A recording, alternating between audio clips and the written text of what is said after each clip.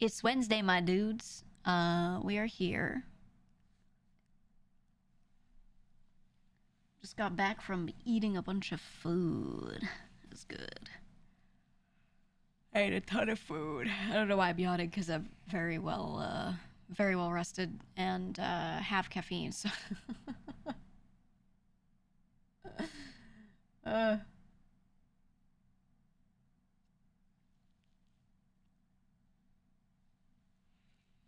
I don't know, man. Yeah, food coma. Yeah, I ate so much. Oh, I ate so much today.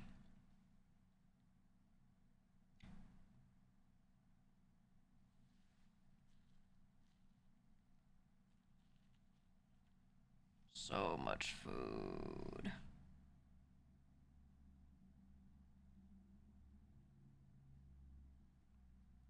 And I'm so full. I'm just sitting here digesting.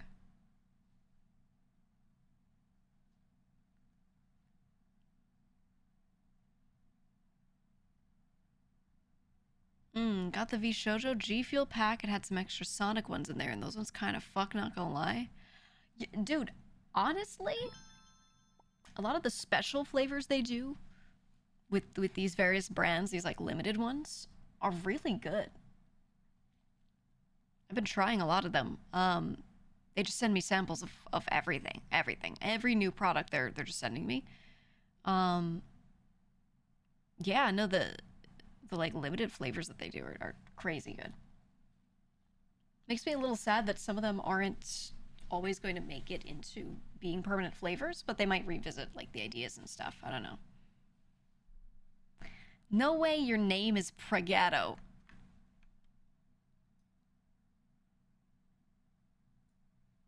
No way you're here at this moment.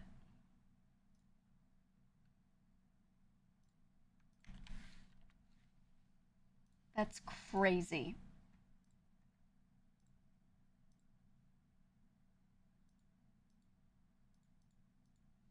That's crazy. Our king. Oh man. Oh man. Did you feel it did the Tetris Slayer that had canned ones? I think so. Some of their stuff does exist in a canned form. Yes, yes, it does. So I want to say it was them. They do have some stuff that gets into stores. Maybe.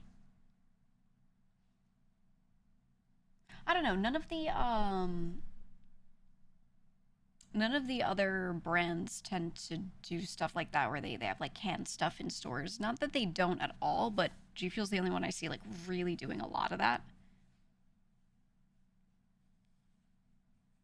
So I don't know. I don't know. Touches what slapped? Yeah. Sell the G Fuel cans at the store you work at. Dude, that's like the dream for me. It was for us to be on like a like a can. I want a drink can with me on it. Like me and the girls or something. It'd be so good.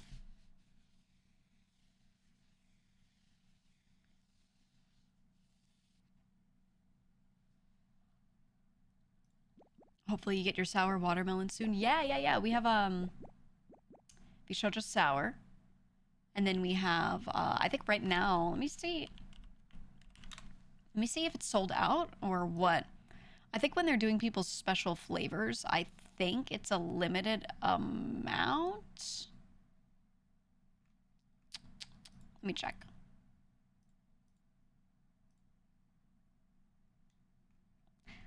Let me check. No, it's pre-order. Okay, yeah, so the collector's box, the VShojo Sour collector's box is sold out, but the flavor itself is still on pre-order. You can get it, and then you could just get there's like a special pack of the hydration of focus blend, which is the stuff that's not caffeine based. It's just for hydration and having some vitamins in it. We have a special variety pack of that. And then As far as flavors go, there are 3 right now. Yeah, there are 3. Mouse, Kuro, and Mel have flavors. And it looks like those are... Let me see. Yeah, those are still going. So you can pre-order... they have collector's boxes for each. Let me see.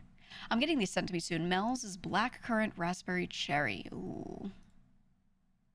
Ooh. Okay, and then Kuro's. Hers was called Baka Blast. This is called what? Ocean Water. It is sour blue raspberry. Sounds good. And then Mouse's, actually, I really like Mouse's. I really like hers. It's pineapple passion fruit. Mmm. Ooh, they're a third off right now. I'm kind of... I like Mouse's cup. Mouse's cup has the little horns on it.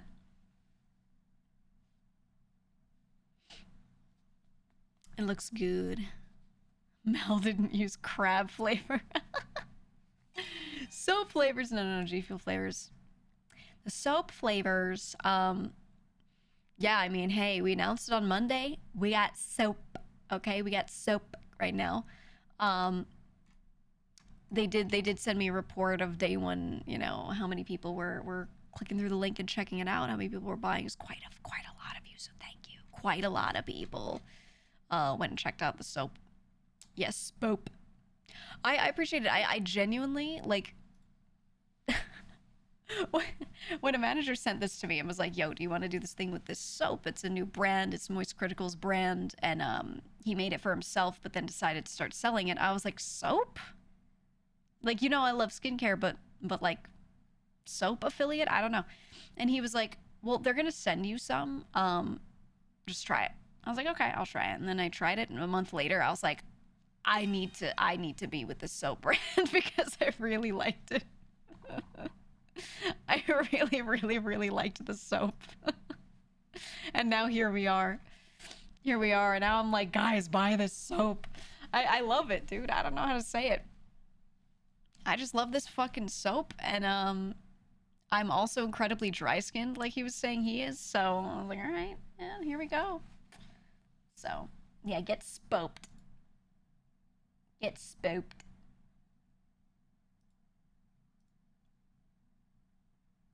Hold on, sorry. I forgot to move something around.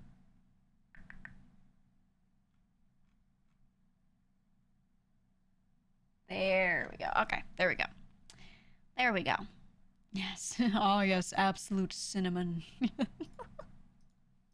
I love it so much. Here, let me get a little picture of one. Let's put one on the desk. We gotta start piling stuff up on the desk again. Oh, wait. I have a good image. I have a PNG. WebP. Can I save a WebP as a PNG if I just change the file name? Oh, yeah, it works. It's like JFIFs to JPEGs. Look at that. Mmm. Mmm. Wait, where do I put it? Mmm. There we go. Grass. Yeah. No, the grass. It doesn't smell like grass. It smells like a really fresh, like, flavor. It's not. Sorry, I keep saying flavor. I think even Charlie in the video called it a flavor. I can't stop calling it flavors. Yeah, they got lo-fi lavender, touch grass, pulp Francis. My favorite is just soap or spope, spa soap. Because that one's like extra moisturizing, which I need for my dry ass self. So good, man. So good. And then yeah, if you like if you want something that like is a bit more scented, go for absolute cinnamon. It's so nice, man. Cheeky soap. Cheeky soap. You can't stop me from taking a bite, dude. Okay, not gonna lie, with how good Spope and the cinnamon ones smell, it's like it's a forbidden snack. straight up, forbidden snack. It smells so good and you like actually want to bite it. I would say the same with Pulp Francis, but I can kind of tell when I'm smelling it, like this is a citrus soap. And it's still a really nice scent, but I'm like, yeah, that's soap. But when I smell the cinnamon one, I'm like, ooh. Mmm, a snack. That's so good. It's so good. So need to buy the starter pack.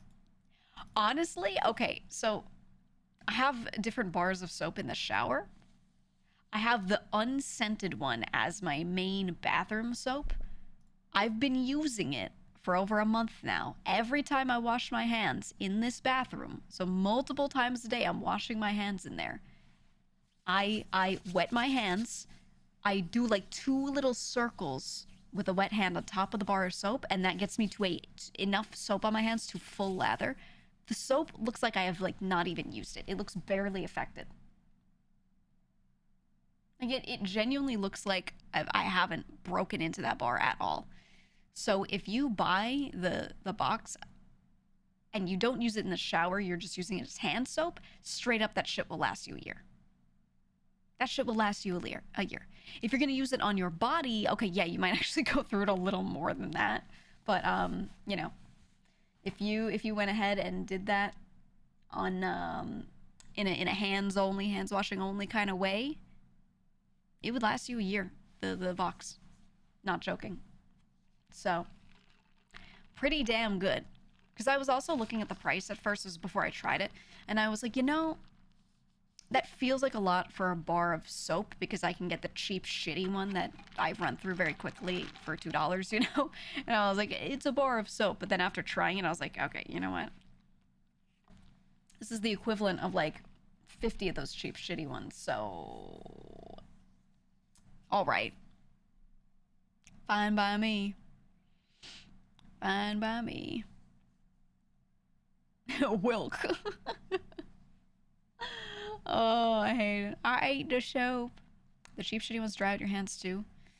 Yeah, I mean, they do the job of what soap does, but they have nothing else in them. So yeah, they dry you out. They dry you out so badly. This one has a lot of things that remain on your hands after. It doesn't really feel like you do, but it at least keeps you not dried out, which is what I need. That's what I need. Is there much difference between solid soap and liquid soap? Yeah, they're completely different, actually. While they have a similar end result of cleaning you and degreasing things, stuff like that, yeah, they're totally different. Use the soap bags they have. Yeah, for the shower ones. And then I also have the little tray. There's a silicone tray that they sell that holds up the bar of soap, but lets air flow around it. I have that for my bathroom, and it works really well. It just keeps it dry, so it doesn't, you know, if you keep a bar of soap wet, it won't last as long. So that thing keeps it dry, and I think that's also, you know, a really good reason why that shit actually works for me. And I'm going through it super slowly. Usually the handmade bar soaps last you 2 weeks. This thing will last you forever. I mean, 1 bar of soap is like almost the size of an iPhone. It's a little shorter, but it's very tall. I think they showed them holding it. Let me see. The little box that you see, like, is just barely containing the bar of soap. Let me see if I can find a picture of, like, someone holding one in their hand. It's a fat bar of soap. It's large. Let me see. Cheeky soap noise critical. I'm pretty sure he held a bar of soap in his hand on that video.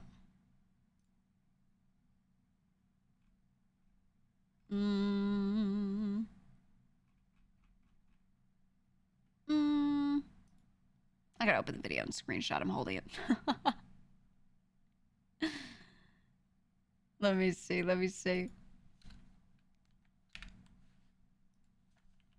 Lines, radical. What do you call it? It was the YouTuber products. Is that the name of this video? Yeah, YouTuber products.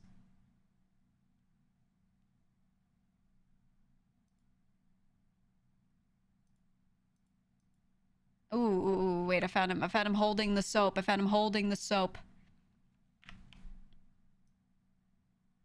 He's got one in a little plastic bag. Hold on, hold on. Hold on. I gotta get the right screenshot here. This is important. Okay, here we go, here we go. I'm getting Charlie for scale. Here we go. Ta-da! Soap bar thickness. Okay. Soap bar for thickness, and then length and height of soap bar. It's a really big bar of soap, man. It's huge. It's like, you know, holy, yeah, Charlie for scale. You see how thick the bar of soap is, and then you know, when the way he's holding it here. Hold on, hand for scale. me just photoshopping live. Hand for scale. But you know, no, it's very it's a big bar of soap, man. So this thing, when I say it's gonna last you forever, like it actually is gonna last you fucking forever. Forever. Charlie's short. How tall is he? Nice critical height. Because I always see the memes, man. 5'6". He's not even that short. Like, he's not tall. But he's just like a normal dude. I don't know. Is that pretty short? You know what? Who am I to say? At my height. Sorry, when people say someone's short and it's a dude, I imagine even shorter than that. I really do. I really do. Why did I, you know what, I've never seen him like stand up next to someone and really thought about that. I really haven't. I always imagined him just being average height. Because maybe it's his proportions. He just looks at like he's average height, right? I don't know. Now I'm looking. Now I'm like Googling his height and then looking at pictures of him next to other people. He is shorter. Huh. Well, Charlie for scale. There you go. I just bought some and there wasn't an option to choose you is where I heard about the soap. I mean, I don't think you'd choose me individually. Right? But you'd choose like a creator, right? Right?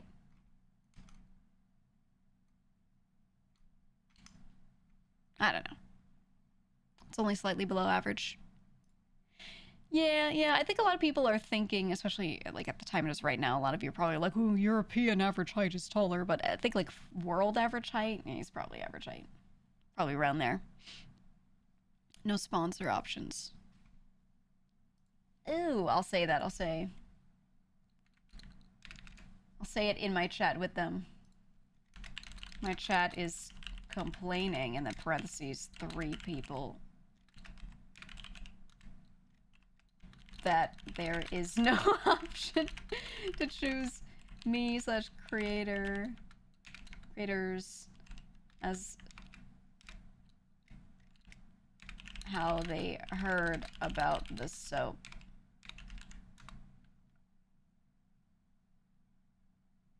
Now the thing is, yeah, you said the where did you hear from us part isn't really that important anyway. Use the creator code, so I think they know. No, it is important because there's 2 different places where they collect that data. It's 2 different places. So there's one form that says, where did you hear about this? And then there's a separate thing that is an affiliate code or link.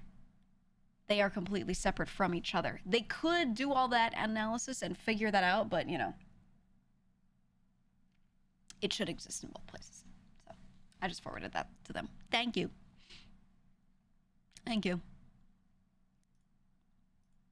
Amonge. Hello, Elfilde. How are you? Alfie, how are you doing? How you doing? Hope you're well. Hope you're well. Guys, Alfie got me a cup a long time ago. She got me this little cup with Moomin on it, and I use it all the time. Every time I use the little Moomin cup, I'm like, oh, Alfie. I used it, not today, I think 2 days ago. Yeah, 2 days ago. I used the little Moomin cup. Yeah, I love that cup. It's just, it's like very small, light, delicate, so I'm always worried that one day I'm gonna drop it and it's gonna shatter into 1,000 pieces and then I'm gonna lose my Alfie Moomin cup. So hopefully that doesn't happen, but I think about it every time I hold the cup. Because my brain can't stop being like, you're gonna drop this thing every time I pick a thing up. Or every time I pick up a knife or scissors, it's like, what if you drop this and you kill something? My brain is one of those brains. It's that, plus I am also diagnosed with OCD, so it's like, you know, overdrive. So every time I grab anything, it's like, what if you just fucking... I pick up any drink, and I'm like, what if I just poured this into the top of my PC right now? And it's not like, what if you did this because you wanted to? It's more like, what if it happened, you know, like somehow. Very annoying, very annoying. But yeah, I think about that every time I pick up any cup ever. What if I just threw it on the floor and it shattered and then I stepped on it? Call of the Void shit posting at you. Yeah, Call of the Void, except it's like my own brain, right? Fucking annoying, dude. Fucking annoying. It won't shatter, it's steel. I don't remember. It feels like a little ceramic, but it's so light that it might be a light metal that's just enameled over. I don't actually know. I don't think it says on it what it is. I don't know. I have to look. How does the soap handle falling? I don't know. I haven't dropped it. If you do, you tell me. You tell me. Let me know how it goes. Do a little soap drop test, huh? A little soap drop for me. You always carry knives in a way that it wouldn't hurt you if you fell on it. Oh, because you have that intrusive thought, like that if I fall right now, it could be bad kind of thing. Yeah. I get you. I don't suffer from OCD. I have CDO. It's better because the letters are in alphabetical order. I hate that joke because no one with OCD would do that. They wouldn't do that because OCD is in the order of the, you know, chronologically what happens. Hate that joke a lot. Terrible. Boo. You're getting commercials for skincare for men? Maybe we're gonna get skincare commercials on this channel now because I keep mentioning skincare and soap. Said you've heard that joke way too many times. Always from someone without OCD. Yeah, I mean, look. I have heard every OCD joke in the book. Whenever I mention I have it, someone's like, "Is this a great time? This is a great time to joke about it." Every time I do, they're like, what do I know about OCD? And they pull out like one factoid and then one joke about it every time. But I feel like people do that with most like commonly known about. I was gonna say understood, but it's not understood. But commonly talked about conditions. Have you seen those pictures of people eating Lush soap? That's what I was saying with this one. The cinnamon one smells so much like a snack, and I'm like, oh. You had coworkers with OCD. They were arranging sesame seeds in a grid formation from smallest to largest. You mean multiple coworkers with the same compulsion? That's not likely. But maybe. Most people, it's not about arranging things, guys. Most people with OCD, it has nothing to do with arranging stuff or with cleanliness. It's not that for vast majority of people. Not at all. Almost something specific to them. Interesting. You can pick up other people's compulsions, actually. Yeah, if you do live with someone or work with someone, you know, you're in close contact frequently with someone who has OCD as well, and they have a compulsion. If they explain it to you or you have something a little similar, like you feel similarly stressed by something they're also stressed by, and then they're doing something to it, you can pick up their habits. That is a thing. It just, you have to be exposed to it a lot. I saw an episode of Monk 10 years ago. It was that way. Fucking show. Oh, one dude you had in your class in high school had to count every single step he took out of a room. Yeah, I used to have to start every time I walked anywhere and I stepped onto new flooring or I passed a threshold. So like if I'm walking on tile floor and then the flooring becomes wood, or I step outside, so I'm stepping through a doorway, anything like that where I was like starting a new, room or whatever, I would have to start on my left foot. And I would have to have ended my steps on a multiple of 4. So I would count them. So I'd start on my left foot, 1, 2, 3, 4, 1, 2, 3, 4, 1, 2, 3, 4. So if I wanted to end my steps and I was on like 1 left foot, in front of a doorway, I'd go like 2, 3, 4. And then I'd, I did that when I was very young. I was able to stop that. Maybe when I was like a young teenager, I think I stopped doing that, but I kept the left foot thing on new flooring. So I'd do like maybe 1 quick step. I wouldn't do it every time though. I was able to reduce it. And eventually, like nowadays, I don't do that at all. I don't do that at all. But yeah, that was, I think I did that since I was very little, basically since I was born, able to count, up until maybe I was 20. I think around the age of 20 is when I stopped doing it entirely. It was a very long time. Do import tariffs apply to soap? I'm in Canada. I don't know. Someone did say their Canada shipping was crazy, and I wonder if that's why. I don't know. It might be related. I'm sorry if that affects anything related. That might also affect, I'm just going to say right now, I don't want to get into, again, rule reminder, no political talk or whatever ever in this channel, but because it affects us, I will say, merch in general.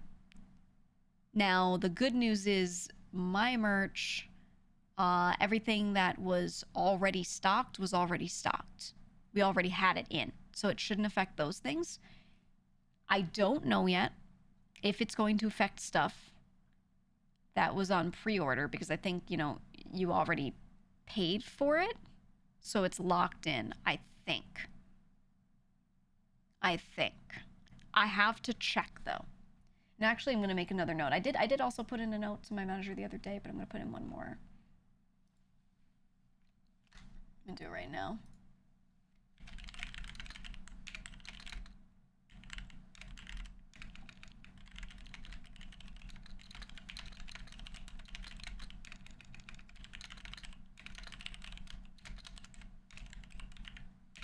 Also, especially the stuff that was stocked versus pre-ordered. There we go. But yeah, I think, I'm not sure how that's going to affect my own stuff. If you've already paid for it, hopefully it won't. But in the future, for sure, a lot of people are going to have a lot of issues with merch. Because, China is where a lot of merch is manufactured. So, there's just kind of no way around it. If something is manufactured there, then there you go. Yeah, there is a pause if it's not in China.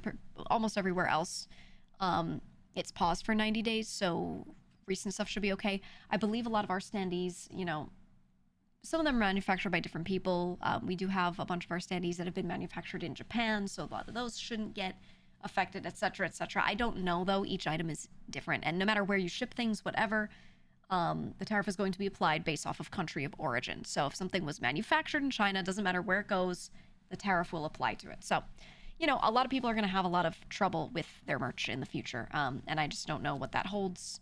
Hopefully people can just find other places to manufacture things, but they're typically very expensive. So I think, assuming these stay applied as they are indefinitely, let's say, there's going to be a big difficulty in that industry. So when it comes to like VTuber merch, streamer merch, all of that, there are companies that do things domestic, and there are companies that do things in just various other countries, but typically it's China, so it's gonna be tough. It's going to be tough. Could they ship directly from China to Europe instead? That's something that I don't even know the logistics of right now. I'm not going to say no, but it's tough. I'm just going to say this. Stuff like that is really tough when you don't normally have a thing set up for that. Then they have to get in contact with a European distributor and do, yeah, have Europe drop ship. No, it's based off country of origin of where it's manufactured. So even if you ship something to Europe and then have them drop ship from there, the tariff still applies on it according to wherever it was manufactured. So that doesn't work. There's no loophole like that. So TLDR, we have to see if we can manufacture things in other places. So yeah, it's gonna be tough. shipping between, you know, it's hard because we as creators have audiences that live everywhere, and shipping internationally has always been a huge issue. Domestic shipping and shipping things to the US has always been fine, totally fine, but it's not as simple as just mail it. It's not as simple as just mail it. The shipping industry, the logistics around it is huge and complex, and people will complain, oh, you know, the US shipping is really cheap, but when I try to get this thing in this country, it's so expensive. I can't help you when it's something like that. I can't help you, and there's a reason why most countries have these issues. There's a reason why most products have really high shipping costs to a lot of countries. It's on those countries and how they do their imports. We can't help you with that, you know, and there's just no way for anything really to be done for a lot of products. So, you know, unfortunately, even without the tariff situation, shipping to a lot of these other countries, it has been difficult. But I'm hoping to find some things to do differently. Honestly, just making stuff in the US and then exporting it will be the thing that doesn't really get affected. So I'm hoping that, you know, for at least a lot of my stuff, I can just find people in America to produce stuff, and there we go. So it's really just the shipping that we're dealing with and not any tariff bullshit. You know what I'm saying? Dandaroth, thank you for the 10 gifted subs. Oh, actually, I saw Ren gifted earlier as well. Dandaroth, thank you so much. And Ren, thank you for the 20 earlier. Thank you. Sorry, that was when I was on starting soon. Thank you. Appreciate it. Content creators can't cover overseas shipping. Yeah, I wish the system were different, but unfortunately the burden of shipping stuff always ends up on the consumer. And I can't change that.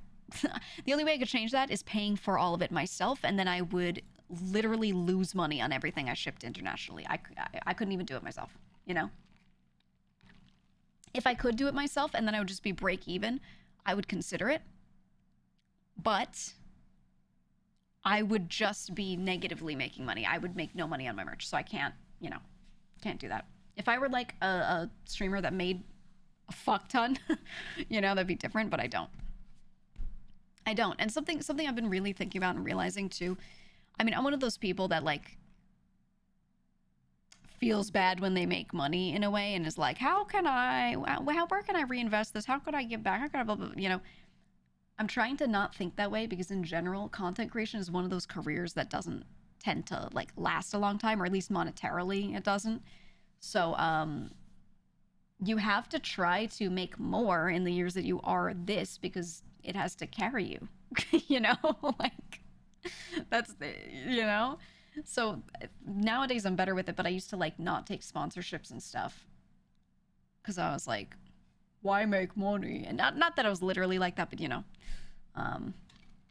but yeah, I'm trying to break myself out of thinking like that, you know. I am. It's not like you actively avoided producing in the US before. There's a reason merch gets made in China. Yeah, I mean, I don't care. Like if it's made to a standard that is good enough for me, like it's up to a standard that I'm okay with, I don't care where it's made. You know, it's fine. So, you know. So plastic stuff probably can't be moved out of China, but things like printing stickers or t-shirts could be moved elsewhere. No. Yeah, apparel and printed stuff is a lot easier to do merch-wise outside of China. Yeah. But the thing is, where do they get those blanks for the t-shirts that they're printing on? Usually they're still made in China. So even if they say this is printed in the US. This t-shirt is from a company that does their shit in the US. Typically, they still get the blanks from China.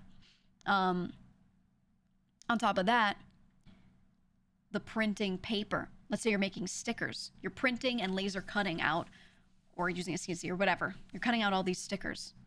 Oftentimes, the flat sticker sheets that you make the stickers out of are from China.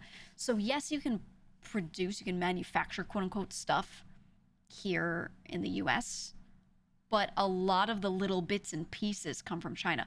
What about the little plastic sleeve that you buy that you put the sticker sheet into and then wrap up and mail and send out? Those little bits of packaging are usually made in China, and then you buy them in bulk and they're very cheap. So, you know, every little piece of everything is going to be affected in the merch industry. And that's the difficulty. So artists that make pins are totally fucked because basically no one outside China manufactures pins. That's true. That's true. Yeah, all of the manufacturers are over there. All of them.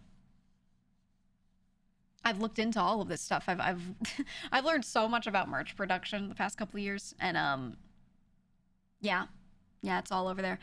I mean, there are other countries, especially in Southeast Asia, that will produce some of these things, but typically those factories are owned by Chinese companies. So it's a really hard sell to be like, hey, can you ship it straight from that factory to me in the US? They just don't have those systems set up to do it like that. Maybe in the future they will, with all this stuff going on. So there are a lot of like t-shirt blanks. A lot of them are made in Malaysia. There's a lot of kind of crossing between, you know, a lot of people from China living in Malaysia and vice versa, and working in that industry in production of merchandise items.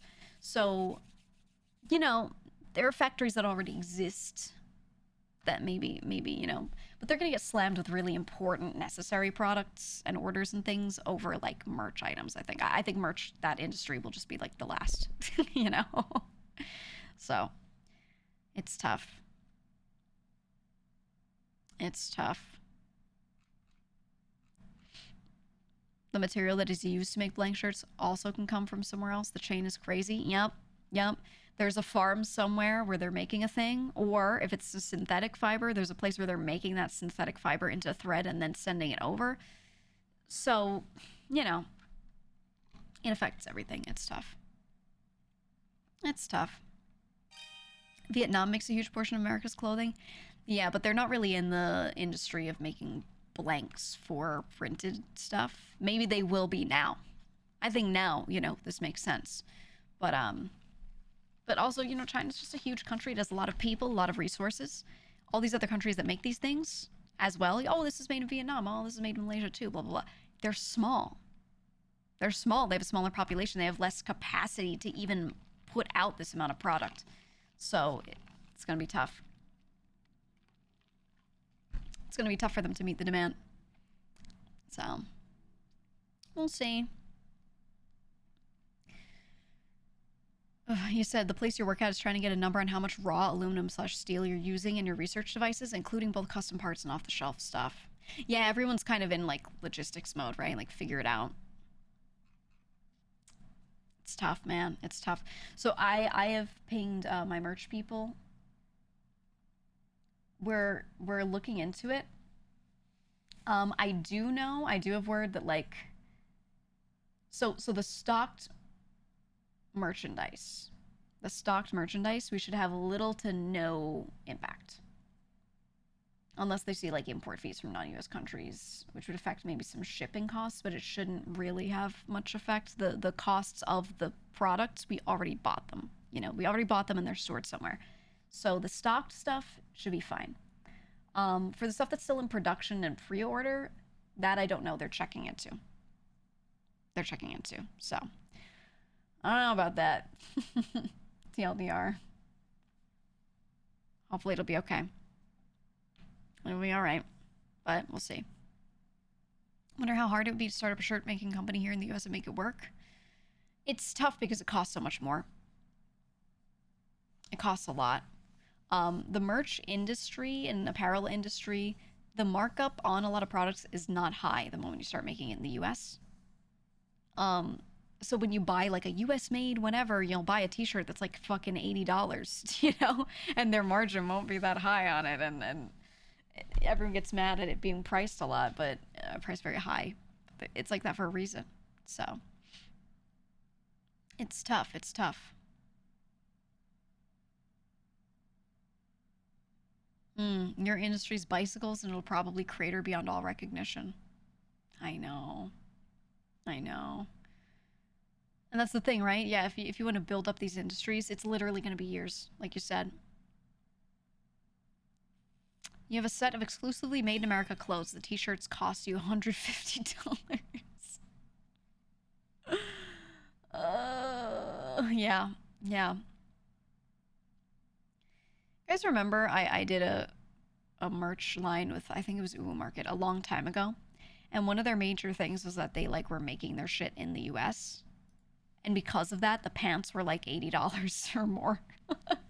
They were like a lot, and people were like, I'm not, like, this is a lot for VTuber merch. And I was like, I know, but it's made domestically, and that's why. And there were people that were like, oh, okay. And some bought, some just straight up didn't. They were like, I can't do that. And I was like, that's okay.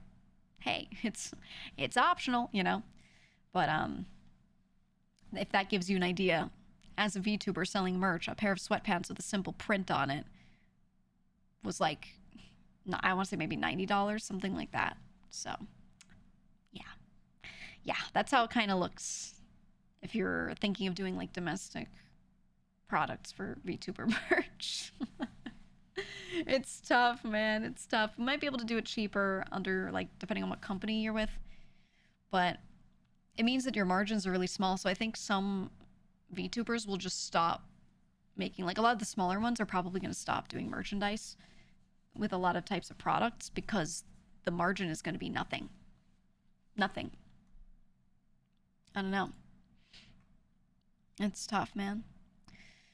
Are digital goods affected? Like, could you sell the image and have people print their t-shirt at a local place? I mean, people don't do that, but yeah, like nothing digital is affected.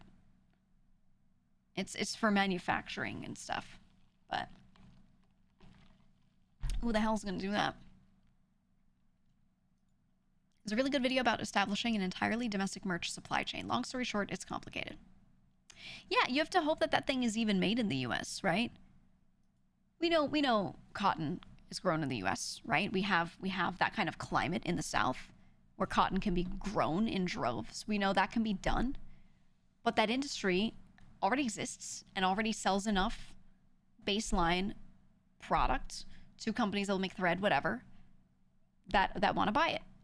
So if there's this new demand suddenly, can they even produce more? How much more can they even produce to, people suddenly, everyone's like, yeah, I want cotton thread because I want to start a company to manufacture t-shirts for merchandise. Who are you going to buy it from? It's that industry might get slammed.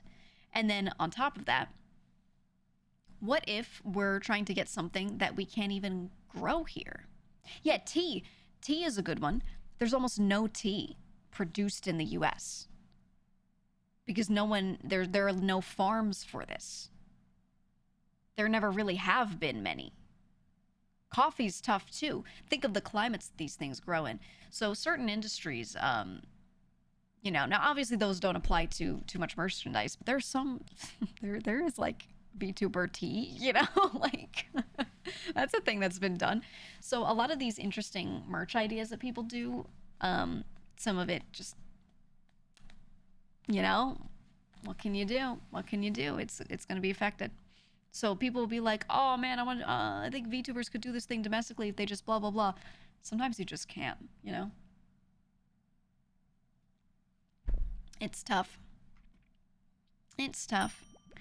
Anyway, TLDR, hi Corey, thank you for the raid. TLDR, all of my pre-stocked merch should be fine so far. We're still checking into things deeper just to make sure. But, I'm opening my store page right now. But the stuff that was on pre-order, we need to check into. I asked them to look. Because I was like, I don't know.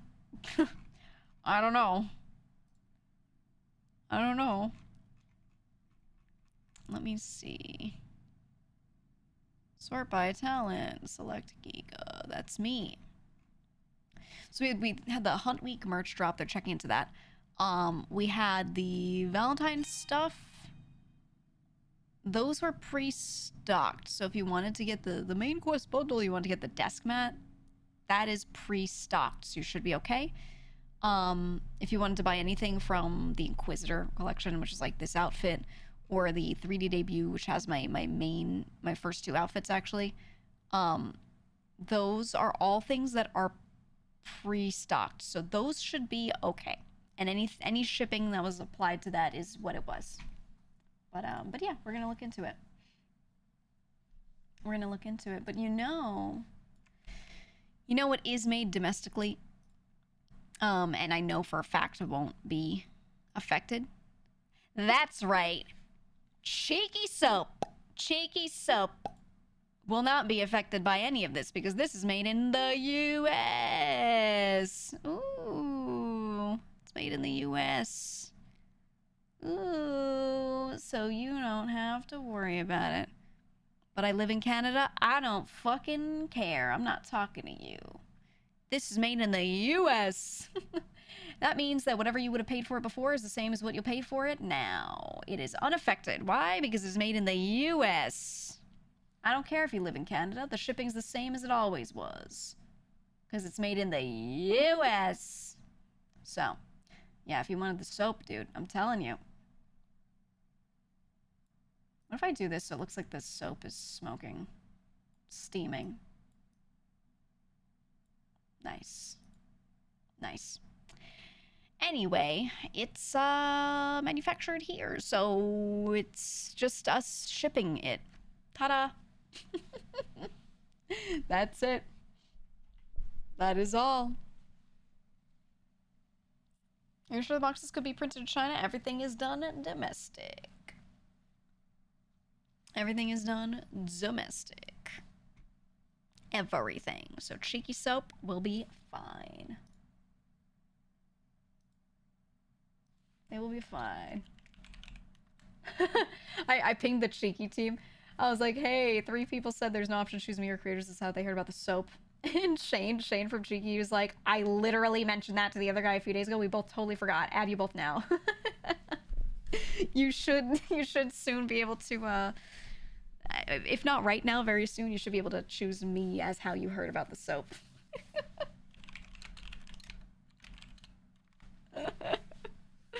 They're great. I love the team. It's just like a couple dudes and they're like, oh fuck. Let me add it in. Oh man, love a nice steaming hot mug of soap in the morning. Me too. Love drinking that melted down lo-fi lavender in the morning. Spope sounds like it'll smell nice. That's my favorite one. I've been saying it. So my number one favorite is actually the one called Just Soap, because when I wash my hands, I like to use something unscented. Because if my hands are heavily scented, my cats get weird. They get really upset. Like they look visibly upset if I have something scented on my hands. So I use the one that's called Just Soap because it smells like nothing. It is literally, truly just soap. But then yes, Spope has my favorite scent. It's so nice. So that's my shower one. That's my shower one. My shower bar.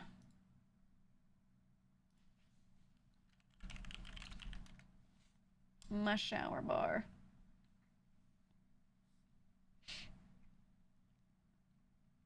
Don't eat it. Mike didn't seem to like it. Look, I know it smells so delicious. For legal purposes, I will mention that the soap is not food. It is only meant for use on the outside of the body. But it smells so delicious. It smells so delicious. And it's not like when you walk into Lush and the scent like hits you and you feel like you're dying. It's just like it smells like the way food smells, like just lightly scented, you know? So you get close to it, it's like, so delicious. I also want to know, wait, they had this tweet that I saw. They did something that had me laughing so hard. So they saw the bit where Mike ate the soap on Monday, and the cheeky Twitter just posted and is like, please stop eating the soap. And me and him keep calling it flavors instead of scents. So now look. He said the chocolate soap is coming your way. they made one that's brown and looks like a chocolate bar, and they're sending it to Mike. Oh, I meant to reply to it. Let me do it now. So delicious.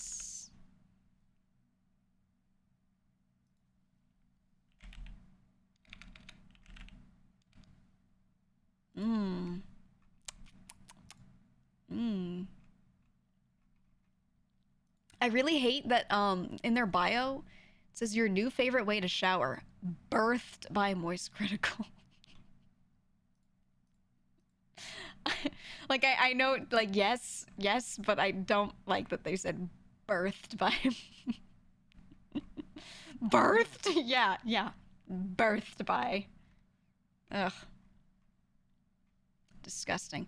I also mentioned again, they're doing a giveaway. They're doing a giveaway. They are, and if you want a giant brick of soap, they have 5 of them. I believe one in like each of the major scents. They have 5 giant bricks of soap. They have this picture of Charlie posing with one. That we asked him to take. We're like, can you take a picture holding the soap? And then he held it tenderly. This is. Hold on, I'm trying to find the picture. This is something that they're doing a giveaway for. So if you also want a giant brick of soap, you just have to like do the usual Twitter shit. The standard Twitter 1, 2, 3 of like, retweet, and comment. Look at this.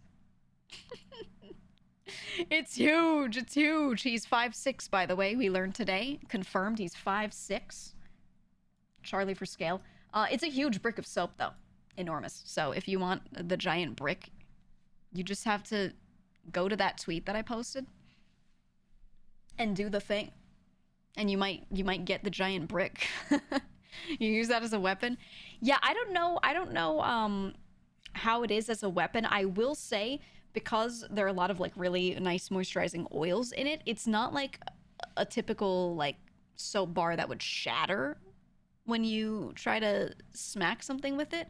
So I have a feeling it would stay together and be an incredible blunt weapon. That being said, you probably shouldn't try to kill someone with the soap because killing is bad, according to the law. So maybe don't, but I'm just saying, if you had a home intruder and you needed to grab something to throw at them, this brick of soap would probably be really good. I have a good feeling it would stay together because it's constituted really nicely by all the oils in it that are very moisturizing. It might be the way. So, you know, if you're going to take a bath, keep that next to you in case someone attacks you while you're in the bathtub. You never know. Little awkward moment. Don't worry, got my soap brick. I'm fine. Just saying. Soap in a sock like Full Metal Jacket. Put it in a long sock and use it like a flail. You're so right. You're so right, man. Oh my god. Wish they'd name their chocolate bar. Oh, you want it like cacao. But the O is super small, so it looks like a dot. Yeah, so it's just caca. I'm sending that, especially with your username involved, because your name is number 2 Dookie.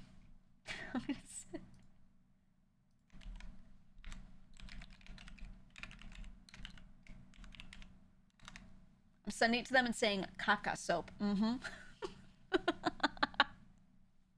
Guys, the good part about me working with this company is it's a really small team, so I can just keep pinging the same 2 dudes who do everything from production to shipping and all that and be like, you should make shit soap. You should please make the poop soap. It's really nice. I love working with small teams.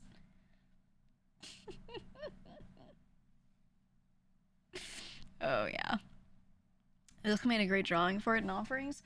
Oh, you're right. You're right. Hold on.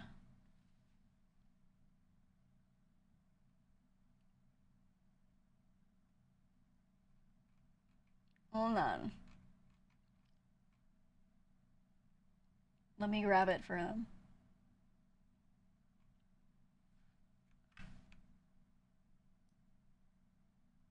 I gotta send them our new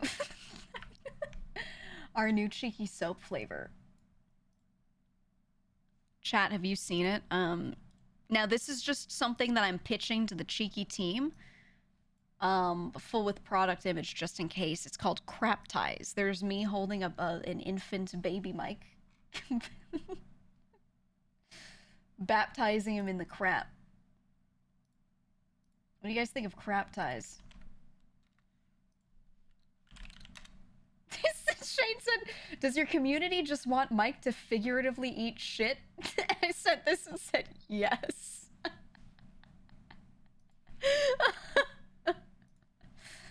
I'm sorry, but you picked the two poop streamers. I don't know how else to tell you this. You're gonna get craptized. Oh yeah, oh yeah. We need it. Ooh, people talk about shitting bricks, but have you ever seen a shit brick? You could make one.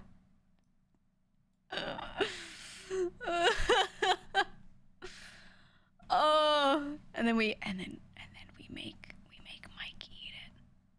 What flavor soap is the best tasting though? Well, I'm waiting for Mike to tell me. Jury's out so far. Jury is out so far. Garrick, you know, you are a streamer with a three-dimensional fleshy body. You could be someone to perhaps test this and tell us which one is the best tasting. I'm just saying.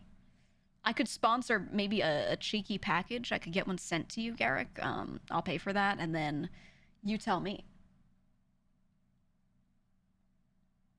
You tell me.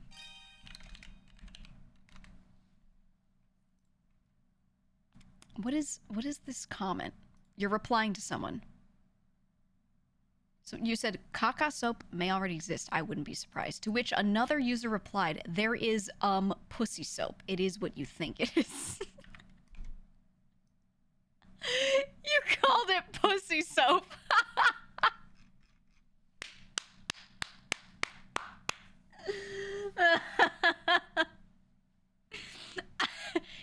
There are things that are specific cleansers. You're not supposed to put normal soap in there, so yeah, I guess. I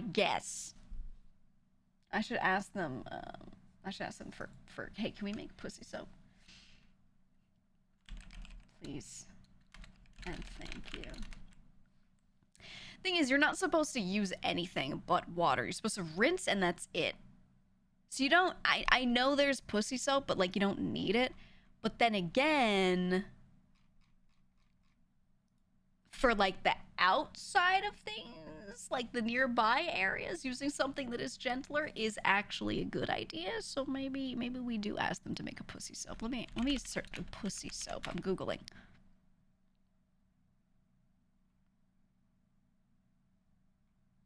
Sensitive feminine foaming wash. Gynecologist approved vaginal soaps. I mean, this is a totally separate product. This is not a soap bar. You don't need it though. I'd rather them maybe maybe we just make something that smells like girls and then call it pussy soap.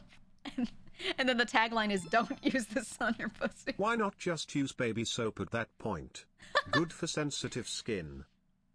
You're not even supposed to do that. We should make pussy soap. Disclaimer. They don't need soap used on them.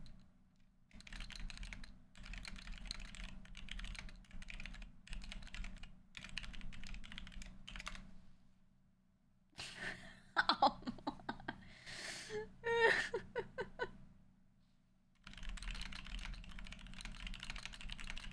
Maybe we do one, we do a pink box, we call it pussy soap, and then we're like, you know, you can type into me while I listen to her. True, you're right here. Okay, here's the idea. Sorry for already telling my chat the entirety of my marketing plan, but we make pussy soap and it just smells like a girl. It just smells like a girl. It smells like nice and floral and lovely like a girl, and it's called pussy soap. I think that would be nice because, okay, chat, I don't know how you feel about this. There are scents for men, and then they put them on and they smell like a man, and then there's scents for women and they put them on and they smell like a woman, right? This is how they tend to target people scent-wise.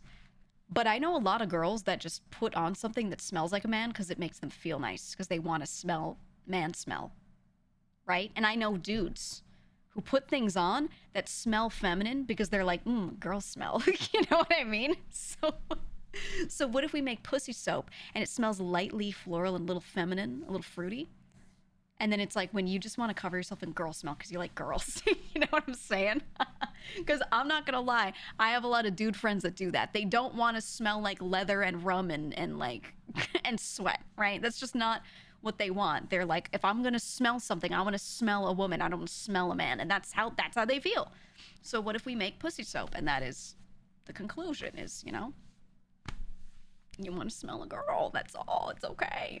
It's the equivalent of, you know how most male VTubers get a male VTuber model, but then you have Joel, and his model is just a beautiful woman with big boobs. And I was like, hey, why'd you go with that? And he was like, I love women.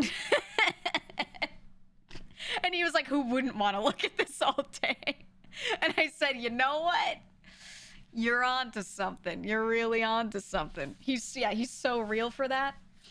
You know, he's like, this is for me. I don't want to look at the screen and see a man. I want to see this. And I'm like, you know what? Yeah, he calls them his pecs. I think it's the same idea here with pussy soap. I think he would be a great person to shill it, just saying. But yeah. Most guys choose female characters for a reason. I wouldn't say most, but a lot. Yeah, they choose a female character in a game, so they just look at them the whole time. I choose male characters in games a lot. I do. I'm like, yeah, I wanna look at the screen. Do I want to see a woman's ass or a man's ass when I'm running around in a game? The answer is clear, okay? The choice is simple. This chat's full of great soap ideas. Let's see. Sakura said, okay, well, the problem is you're applying to Sakura. Sakura said, ooh woo, sweet Sakura, oh no. He said, okay, I have feminine targeted hair products because guy stuff still lags behind. It's really nice to catch a whiff every now and then. But I do like smelling like pirate piss rum for my soap. Yeah, today's male scent is cigarettes and diarrhea. It's just, I'm telling you, man, some of the men's soaps are just disgusting. Disgusting, insane.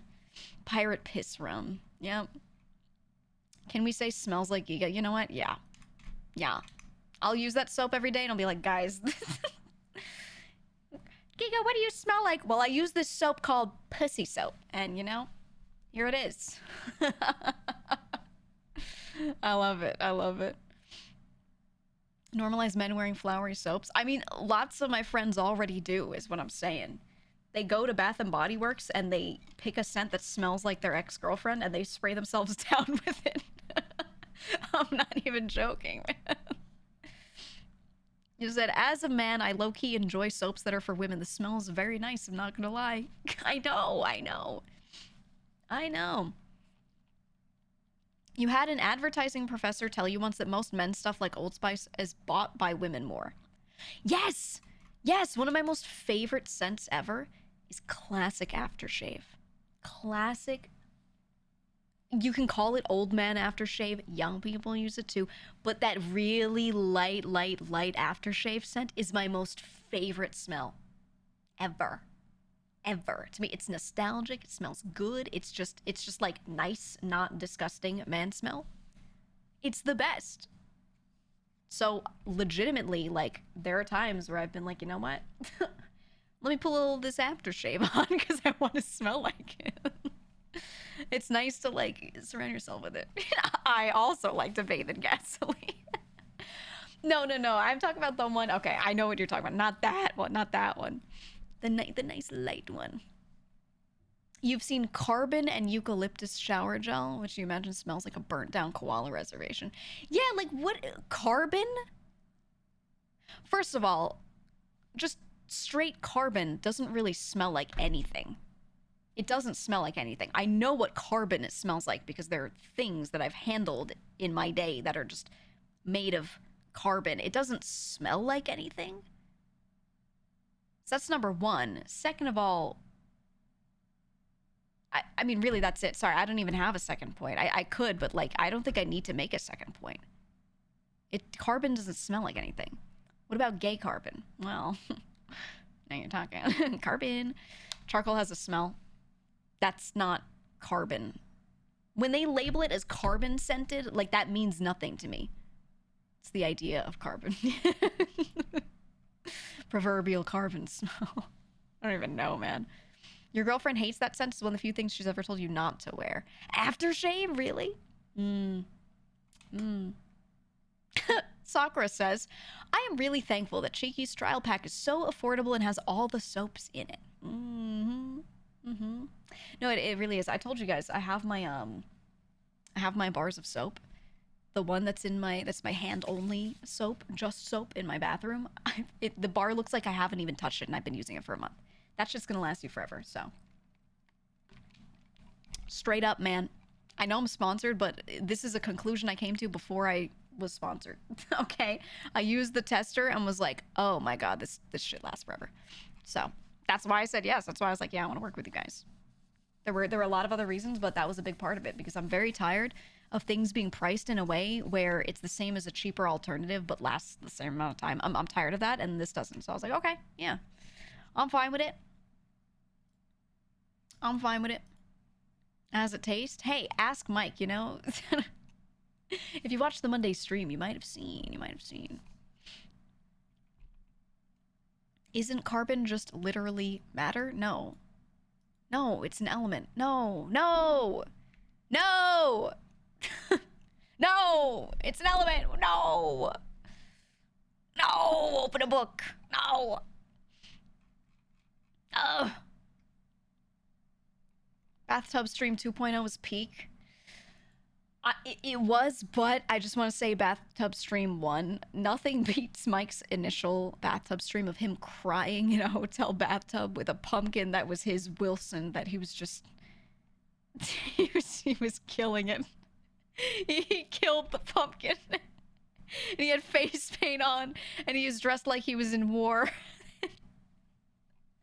I just describing it sounds crazy. I don't even know how to talk about it.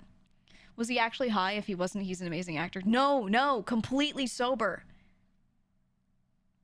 That was the best moment ever on Twitch. Fuck the baseball stream. I don't even know how to describe that stream. It was just incredible. It was incredible. I don't know, man. I don't know. This is not Mike's first bathtub stream. He's a consummate professional. He's very well versed in bathtub streams. And I was telling him he should turn it into a podcast. He should.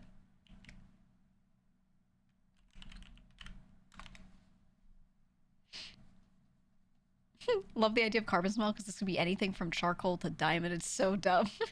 I know. I love when they try to like name a product and the product has a color and the color is essentially black or super dark gray and they're like, it's carbon. It's black. The color of this product is carbon. The color is black. What color do you want to get this bag in? Black. Yeah, onyx. Gunmetal. I can't, man. And they're like, why do girls name things like chartreuse? Couldn't they say yellow green? Okay, well, you call your shit charcoal, gunmetal, onyx, carbon. So I don't know. Midnight. What the fuck is lunar metallic? Yep.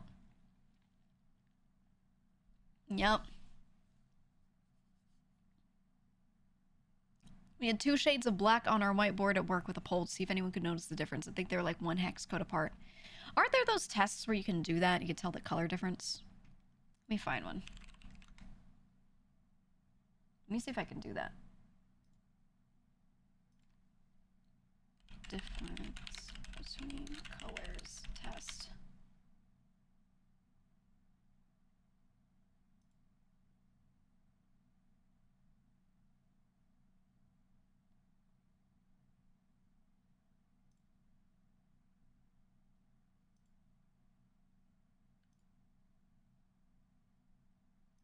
Um,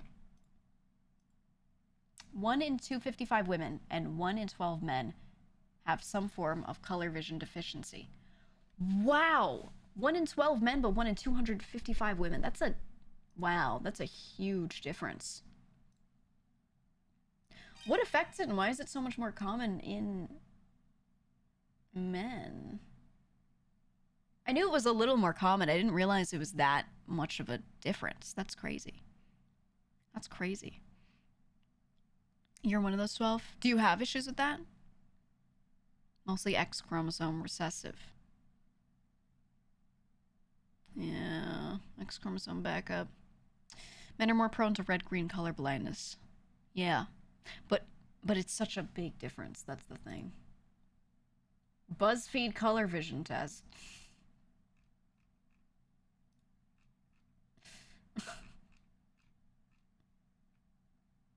Okay, okay. Let's do it. I love BuzzFeed. Every BuzzFeed quiz is real. Let me see.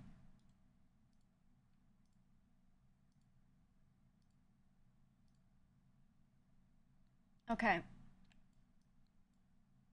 Okay. Look, it's showing an ad. It's showing an ad for an insect trap. Oh, I need it. Okay. Here we go, guys. Here we go. Okay, this is clear. Choose a square that's a different shade of yellow. Obviously, it's 5.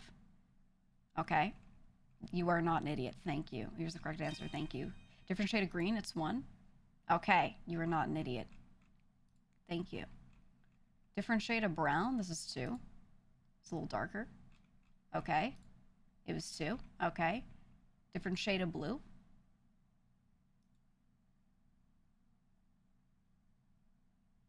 Okay, here's the thing. My monitor I kinda have it like pull out a little blueness out of my monitor. So this is a little hard for me because I have like it I have it reduce the blueness of things a little. I think it might be 8. 8 looks slightly darker to me. 9 also looks slightly more vibrant. I'm gonna say 8. It was 8. Okay. Okay. Different pink. This is clearly 4. This one's more saturated. Okay, everyone got that one. Choose squares is a different shade of gray. It looks like 3. 3 and 9 actually both look darker to me. Why do they both look darker? Why do they both look darker to me? I think, hold on. I'm gonna close my eyes for a second and open them again. Okay, now they don't. I think it was just because of the last couple. It's 7. Right? No, it was 3. I was crazy. Yeah, it was 3. It was 3. I don't know, man.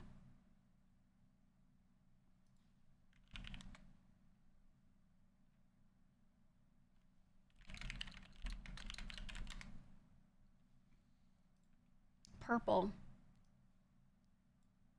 Purple.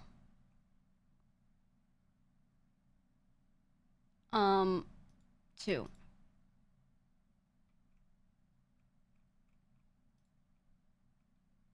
Okay. This is 6. This one's shit, guys. This one's shit. They're just darker every time. Hold on. This one's shit. I need a better one. Remember the video of Aethel showing us color blindness to Nyan?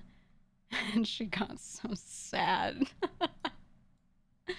I've had a few friends that have said they're varying degrees of colorblind, and it's interesting. Actually, 2 of my artist friends are a bit colorblind. One of them is actually Joel's model artist.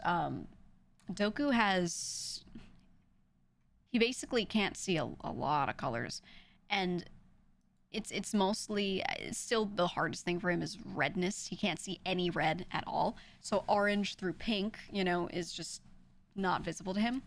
So when he draws stuff, there's this joke that we keep calling his art 50 Shades of Orange because there's like, he'll have a lot of orangey like tones in his art, and he can't tell. He thinks it's grayscale. So he puts like orangey tones in. Actually, Joel's hair was supposed to be white, and then it turned out like pink. And it was because he drew it pink. He couldn't even tell it was pink. And then Joel was like, you know what? Let's keep it. Let's keep it. Your best friend's green colorblind. You did a test how your model looked for them. It made you so sad. Yeah. I wonder what mine looks like to a lot of people. I don't really have a lot of reddish tones. It's just my eye. Like yes, this outfit has some, but like on my main outfit, not really. You have a sleeve tattoo with a red snake and green leaves in it. The artist told you he's red-green colorblind afterwards. You wouldn't know. He told you after? Hold. Pause. Pause. Pause. I don't like this story. I mean, I do, but I don't. They told you after.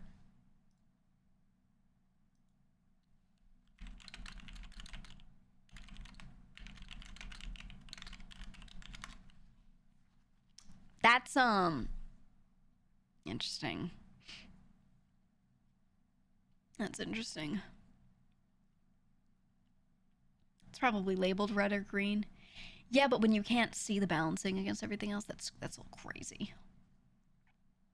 A lot of artists hide their colorblindness because people discriminate against them. True. You guys know Peppo said he's a little colorblind, but he like paints full-on portraits. You would never know. You would never know.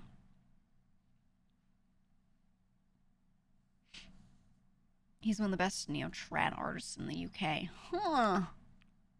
Interesting. I know quite a few people that are colorblind and in some form of the arts or design or something like that. And I think there are ways, especially if you're working in something digital, that you can just tell. That's it. You can just tell.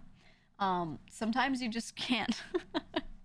Sometimes you can't. I've had friends draw me and get something entirely wrong, and I'm like, "Where'd you get this color from?" And they're like, "Is that reddish?" And I'm like, "Yeah." And they go, "Oh, actually, I can't see red." So happens quite a lot. It gets revealed during the process.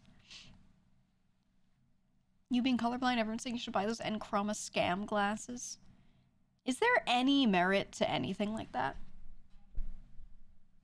Do any of those work? Do colorblind glasses. Not do they work, but like, is there anything that it does?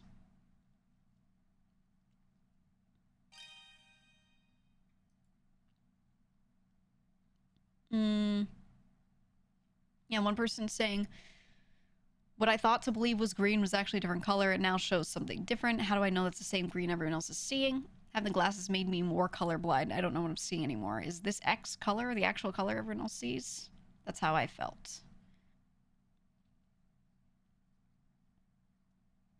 You know what it is? Okay, no. This answers my question. So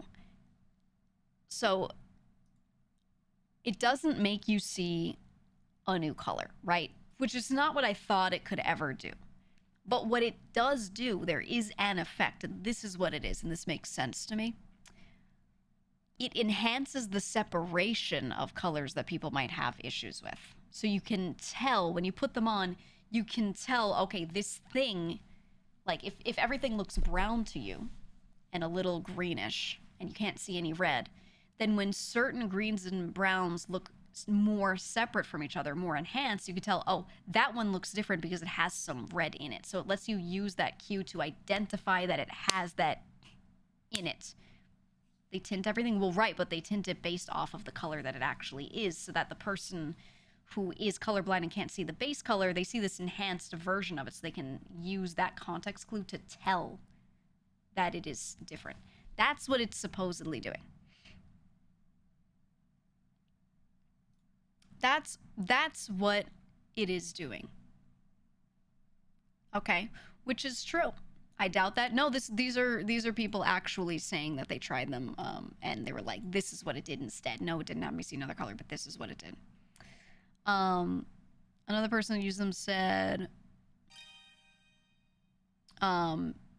obviously it's not as advertised, but for them, they said purple was suddenly a color, and I mean a color. It popped. I could see the amber and yellow traffic lights. Green light no longer looked white. It didn't obviously look like a new color to me, but everything that I couldn't see before did pop enough for me to be able to tell that it was a different color than what would normally look exactly like an existing color to me.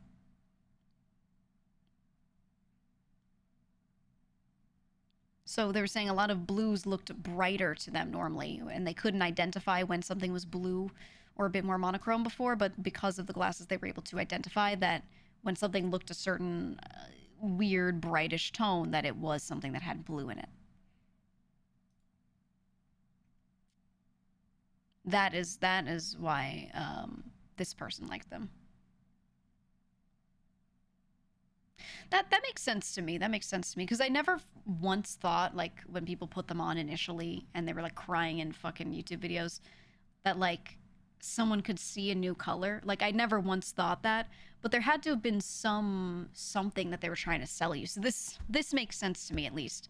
It's just shitty that they don't advertise it as what it is, which is it just enhances certain things for people with certain types of color blindness, so they could at least use the context to be like, oh, that probably has red in it because it looks a little off to me. Right? Like, that makes sense. That makes sense. It's just like tinting things differently for these people so they can identify it.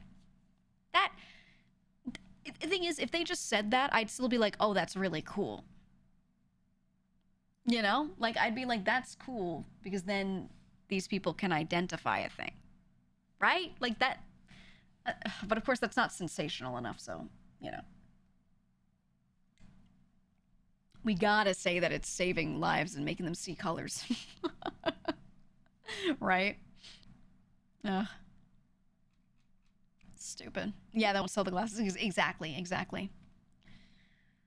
Even if I was colorblind and the glasses worked, I don't think I'd start breaking down and bawling over the color green. I think if someone was having a legit reaction, let's say the glasses actually did that, right? Like, let's say you're seeing a video and the person legitimately is like seeing green for the first time. They can suddenly witness it, perceive it. I think most people would just be like a bit stun locked. They'd be like, whoa. And they'd be looking around. They'd be like, oh, whoa. That's it. That's it. I just don't, right? Like, I don't think they'd be like crying. Then again, people with hearing issues that have hearing restored, they cry. But that's an entire sense. Like, that's a whole singular sense being restored a bit or being enhanced. So that's different. That's different. That's not like a nuance, but, you know. Then regress everything on St. Patrick's Day. Yeah. It's very selective if it's useful for a specific person. Yeah, I think you tell them what type of color blindness you have, what you can and cannot see, and then they give you glasses that will take those things and shift them over, like tint those colors that you can't see well over, so that when you do look at them, like, something looks off about it to you now, so now you can identify, oh, that probably is red. I think it's really it. That's all. I've heard a lot of deaf people think the sun makes noise. Is that real? I've never heard that. Here, let me see. Looking this up.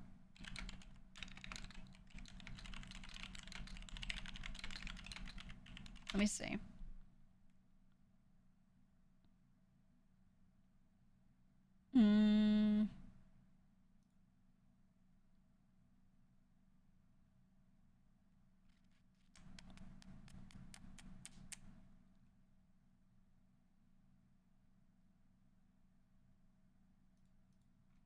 Let me see. I'm trying to get an answer on this.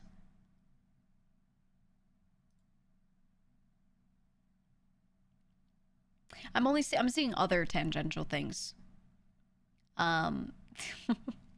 someone asked the deaf community, like in general, I'm hearing person, and I wanted to ask the deaf community a question. My question is, what surprised you when you found out they were loud to hearing people? So basically things that folks who are deaf did not realize made a lot of noise, and it makes no sense to them. This answer, I like this one. There's no reason for bags of chips or those plastic shell containers for cakes and cookies to be so loud.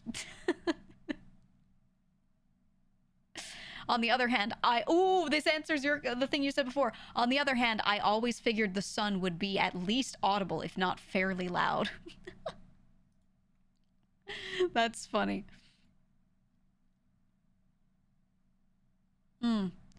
This person's profoundly deaf. They say, all I know is apparently everything's loud, and I should presume that it is, unless told otherwise. My biggest struggle was with doors. They can't do squeaks, so I have to quickly close or open them. I always thought it made less noise if I did it slowly, but I woke everyone up by doing this. That's funny. That's true. That's true. You're taking ASL, and that was one of the anecdotes you've heard? Oh, I see. I see. I know how to do my letters in ASL, so I can spell things out to people. I never learned how to do like proper words and sentences and stuff. But I know a couple words. I don't say like thank you or a couple things word wise. Not very much, but learning my letters helped, because then there were one or two occasions where I saw someone who's deaf, and realized I could tell them something by just spelling it. So I've been able to do that, but it's really slow and sucks. So learning proper ASL is way better. But it's a good skill to have, because in most cases you could just type something on your phone and show it to someone, or write something down and speak to them that way. But worst case scenario, being able to spell out your letters so you can communicate from afar is actually really good. So do recommend, and I think literally everyone should do that. You should learn the ASL letters so that you can spell words to them. So yeah, it's slow, but it's at least workable. So there's no chance that you can't communicate with them unless you literally have your hands cut off. Another person in this thread here said the thing that surprises them about a lot of sounds is the distance, and they're just shocked that you can hear a lot of things from really far away. Oh, iPhone alarms. This person says when they got hearing aids, they couldn't hear before, but it wasn't completely gone. They just couldn't hear everything. It was so quiet. So when they got hearing aids and they could finally hear, they held their phone up to their ear to hear how loud the alarm was, and the answer was painful. Painfully loud. That's funny. Oh, this one, he says drinking. I spent the first 25 years of my life oblivious to my slurping habits. My poor, poor wife. She immediately educated me on that. So this dude was like big schlorp glorping when drinking and didn't notice. Oh, that's actually true. You wouldn't know.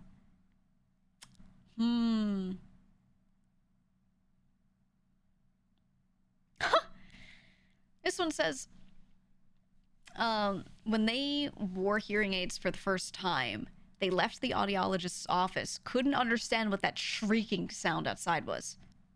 It was birds.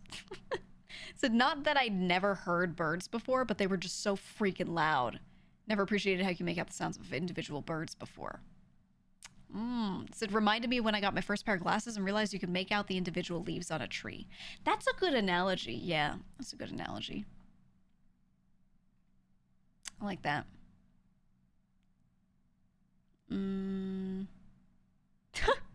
This person says, I was so offended when I found out that snow doesn't make a sound as it falls. Everything else that falls from the sky makes a sound, but not snow.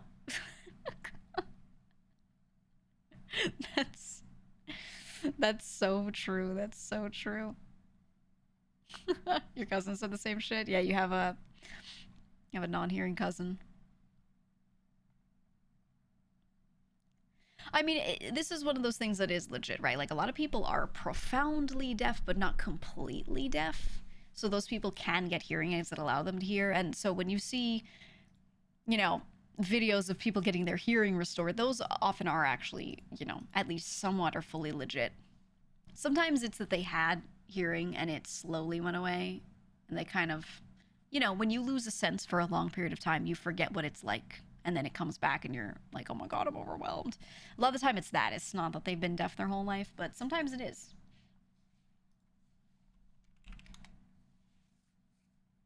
Sometimes it is. Snow still does a little. If you drop an appreciable amount of it, yes. I think they're talking about when it's snowing. Like, you hear the rain patter when it's raining, but then when it's actively snowing, you hear the wind sounds. But if it's just a light, let's say there's not really much wind, and there's just a light dusting of snow coming down, it's a little flurry, like, you're not going to hear a lot. You're not going to hear an individual snowflake going on the ground. You're not going to hear, like, boom, the way you hear an individual drop of water going, I think that's what they're talking about more so. Yeah, if it's like a fat flake, a fat snowflake, it also depends on how wet the snow is, right? That usually tends to fall through the air a bit faster, so there is more of an impact to hear. But when it's very dry, it's very frozen snow, and it's coming down very softly, like, you don't hear a damn thing. You don't hear a damn thing. Your cousin thought the rain noise was annoying when she heard it the first time and turned off her device. I had a friend, she was profoundly deaf. She needed hearing aids all the time to hear. If she took them out, she just could not hear anything. And what she would do is if she was out in public and doing a lot of shit, it was loud, she would just turn them off. She would just turn them off and switch them back on when she needed them.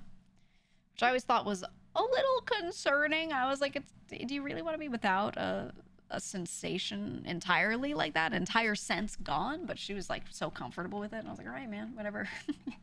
You do you.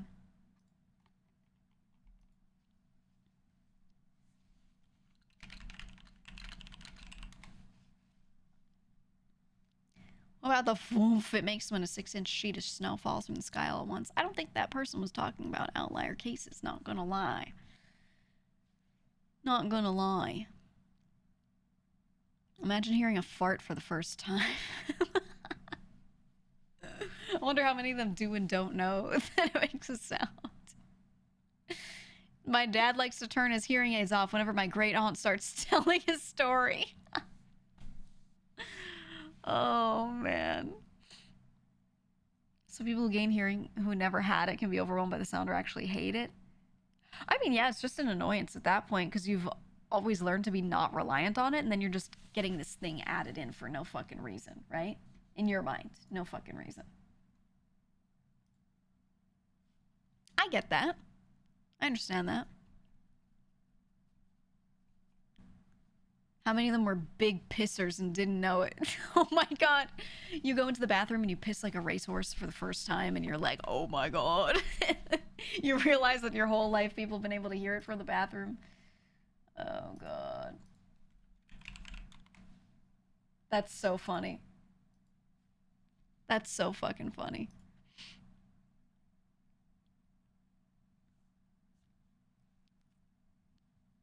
When you first got your glasses, after being blind as a bat for like 5 years, you were just staring at everything. Yeah, yeah. My eyesight used to always be perfect. It's a little off now, just from, honestly, from being a streamer. It's not perfect anymore. But for me, I don't have blurred vision. I just have an astigmatism that went from barely being there to getting worse. So I just see, I don't usually have a problem with this unless I'm very tired. And I only have a problem with it at long distance. But I see double vertically. A little bit. That's something I never used to have. But recent years, it's definitely degraded. So I have no blurred vision at all. So I don't because I can make out every single letter and every single thing, I don't need glasses or anything, but still. So my gay ass eyes are shaped like shitty footballs. Yeah, yeah. For me, it's like it's one eye that's better than the other isn't. So if I really am like I'm fatigued, it's late at night, it's dark, I'm looking at something really far, and I'm actually having trouble, I could just close that eye and then like everything's fine. So I could just like wink and it doesn't matter. It doesn't matter at all. Yours also developed as an adult, specifically in the left eye. Yup. Yup. Yup. Yeah, eye patch mode. Yeah, it's this one. It's this one. I can close it and then see everything just fine. Yep. The eye patch is canon. It is. It legitimately, yes. That's why it's there. Oof, your mom was long-sighted in one eye, short-sighted in the other? Oh. Yeah, that's rough. That's rough. But you got bifocals, okay? Because, like, if you need to read something from afar, you go like this. And then you need to read something in front of you, and you go like this. And then you're chilling. You got bifocals just built in, dude. Easy. Your right eye is practically blind. Mine are both really fine. It's just the left eye, long distance, and I really only can notice it at all if I'm fatigued. And my vision's already a little fucked because I'm like dying and I need to sleep for 10 hours, you know? That's really the only time. But yeah, that's it. That's it. I have to be dying. I've been out for an entire weekend walking around, sun in my eyes the whole time, outside, beaten down, physical labor, everything. 3 days in a row. I'm fatigued at the end of it. Then I go to look at the trees from afar and I go, oh, I see double. And I close my eye. And I go, oh, okay, now I don't. It has to be like that for me to like really notice it. Your stepmother's right-handed, but a lefty when shooting. Right eye dominant.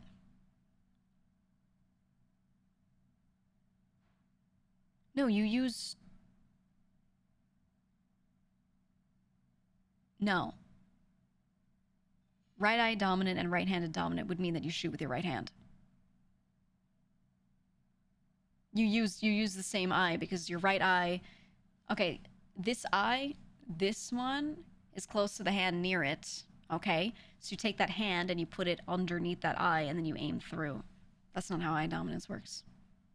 It means that she would be left eye dominant, is what you're saying. Which is the thing. Most people, their hand and eye dominance are coordinated to the same side. Most people. Yeah, it would mean left. Yeah. I'm trying to I was working out in my head. I was like, wait, it's the other way. Yeah, that means she's right-handed, but she's left eye dominant. I think when it comes to shooting, if you're learning like how to shoot a rifle, you're trying to hunt, whatever it is, it's better to just ignore eye dominance if it's not too strong and go with your hand dominance anyway, because your stance and everything, you're gonna have an easier time physically shooting just going with whatever body dominance you've got going on. And then when it comes to eye dominance, you start out, you learn closing one eye. You learn with closing one eye, and then over time you learn to do it with both eyes open, depending on what you're doing. If you're shooting certain guns that have certain types of scopes, then most of the time you're closing one eye. If you're shooting a bow, you should have both eyes open, and just learn to ignore the image. I don't know how to describe it. I don't know how to describe it. You do it the same way with certain scopes on certain guns. If you're using like iron sights, you doing both eyes open is better because when you have one eye closed, you lose your ability to perceive depth, and that affects your stance. Your whole body adjusts when depths look different to you. So it's very important to keep both eyes open. So if you're shooting like a pistol and you're using iron sights, you should learn to do it with both. You should. You can close one, and a lot of people just always shoot with one closed, but you'll be more accurate if you learn to do it that way. That being said, it's different if you're just target shooting and doing certain types of like guns and certain types of scopes. It depends on the exact equipment you're using, but overall, if you're trying to like pick up the blicky, aim, shoot, boom, get them, you're trying to be good at that, you should have both eyes open. You know if you can change your eye dominance? No, it's kind of like hand dominance. You could practice a lot and be kind of ambidextrous with it. You could be okay. But yeah, no, it is what it is. It is what it is. It's good to just leave both open. Leave both open. Look at what you're looking at, and recognize. So here's a test. Okay. Look at something in the room you're in and point at it with your finger. Close. Let's say you're right-handed, use your right eye. If you're left-handed, use your left eye. Close one eye and point your finger at that thing. So line your finger up with it. and stare at your finger, okay? Now, while leaving your finger where it is, eyes still closed, you stare and focus on the thing you're pointing at. So let's say it's something far away on a wall. It should be farther away from you, okay? Now, leave your finger where it is. You're focusing on the thing on the wall. Open your eye and keep focused from afar. You'll notice if you were using your right eye, you had your left eye closed, you'll see a second image of your finger appear to the right of it, okay? So, if you're looking at a wall and you're pointing at something on the wall and you're still focused on the wall, your finger, you will see two of them. The one on the left is the image produced by your right eye. The one on the right is the image produced by your left eye. Okay? So if you're shooting a gun and you're using an iron sight and you're leaving both eyes open, you aim the iron sight. You're focused on the target, the thing you're aiming at. You lift up the gun and the iron sight is there. And if you're right-handed and you're using your right eye, then that means the one that you see on the left image is the one you should be aiming at the target. You should be lining up. And vice versa. If you're left eye dominant, you're using your left hand to shoot, or, left-sided, then you should be using the image on the right. Does that make sense? Have you done pistol target shooting? Obviously, yes. Yes. Yeah. So that's something that's good because then you can do all the aiming, whatever, not close your eye and retain depth perception. So that is the way to do it. That is the way to do it. But when you're starting out, if that's hard for you to think about, you just want to work on your form while you're shooting a gun, you should just practice that and close one eye for the time being. just get it physically learning how to do it, and then work on the eye thing later if you have trouble with it. Quick sight with the red dot is better with both up and two. Yeah, it is. So as a photographer, I shoot both eyes open. Yeah, I learned that. I had a friend who was very into photography, and I was like, can you teach me how to be good at this and use a 35mm and just do the standard thing. And she was teaching me, and she was saying the same thing, that when she takes pictures, she leaves both open. So she holds the viewfinder up to her right eye because she's right eye dominant, but then she leaves her left eye open so she can still see the entire scene. And it helps her quickly decide if she wants to adjust things. And then sometimes she'll close and open, close and open. Just kind of look and do whatever she needs to do to make that work. Harry's a rat. He said he'll join us if we start. Fucking Harry. He'll join if we start. Okay. Well, I'm down. I'll type in the chat. I'm down. I'll start whenever. Let's just drag Nova in. Let's drag Nova in. Snap caps are good for practicing the eye thing. True. He's boosting C's to calm his nerves? What the fuck does that mean? He's doing C boosts. I can't stop boosting. This guy's stealing cars. He's doing his fucking C boost. Let's just say we're 227 in cargo. Are you fucking kidding me? Okay, I'll find out. I'll find out in call. Oh no, did you guys counter one? Ugh, tell me after. Tell me in call. I saw the other day that Mason, you were doing a fucking watch party. I need to start doing that. That shit's so funny. I haven't done that forever. In forever. Glumpy, thanks for gifting Mason a sub. Yeah, we were gonna play schedule 1. It's probably gonna be Mason, Nova, Harry, me. Get the boys together. Get the boys back.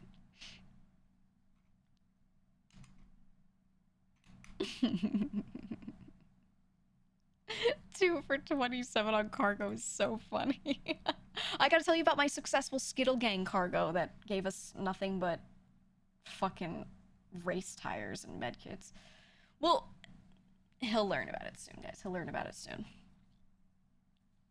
You're gonna love it. I love late night Skittle Gang. It's so stupid. I wish people were awake late. Ugh.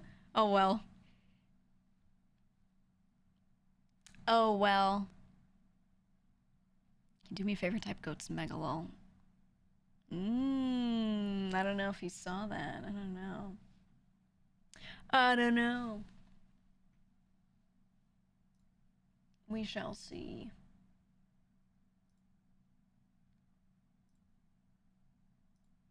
I want to tell you what I just saw in my DMs, but I don't think I can tell you. I'll just say it's related to the Gwyneth Paltrow vagina candle.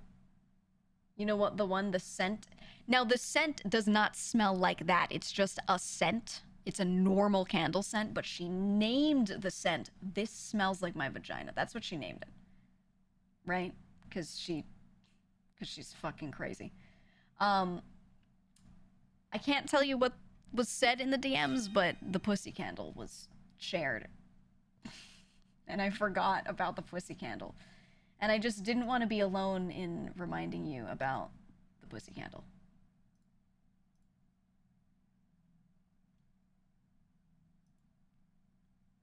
I just thought you needed to know because I was given the unfortunate reminder about that fucking candle. New cheeky scent. Could you imagine? Yeah, the Gwyneth candle. What? Guys, just look up Gwyneth Paltrow Goop. She has a company called Goop, and it makes products. And unfortunately, it's like culty and weird, and the marketing is all, I think, very successful because the candle went viral because of the name, and then people started looking into her and her company because she's crazy. I think it was all a marketing ploy. But yeah, it's a whole thing. It's a whole thing. Goop's so weird. It is.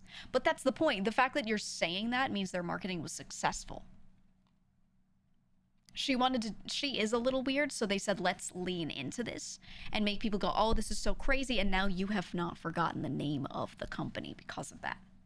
It is coming out of your mouth or being typed by your hands. You know what I mean? Success. Let's go. Yeah, sell your shit, Gwen. Exactly. Thanks for reminding us. Yeah, I'm helping the market. I'm doing their job for them. Exactly.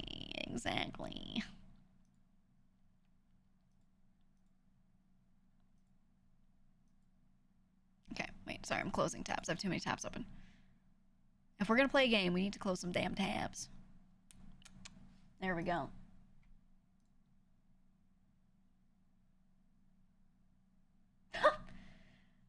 Okay, the person that DM'd me that is listening, and they just said, don't forget about the amaranth yeast beer. Oh, I didn't want to think about the amaranth yeast beer. But now I have to share it with you guys because I'm not going to suffer alone. I refuse. So there's lactobacillus in, yeah, the wilk. In the wilk. And apparently Amaranth gave a sample so that they could actually make beer out of her yeast. That is just like... Here's what I think about this.